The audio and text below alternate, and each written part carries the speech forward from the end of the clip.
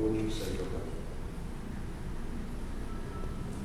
May nagdadala ng paraan kay Jesus upang hindi ipatuloy sa mga ito ang kanyang kamay. Ngunit pinabiglaan sila ng kalagayan.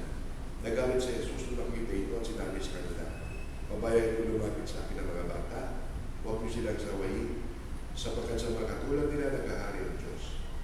Ito ang tandaan ninyo, ang sino mang hindi tumatanggap sa pag-ahari ng Diyos, tulad ay sa maliit na bata, ay hindi mo papabilang sa mga pinag-aharian niya." At kinanong kay Jesus sa mga bata, ipinatawag kanyang mga kamay sa kanila, at pinagpala sila. Ito ang mabuting balita ng ating Panginoon Jesucristo.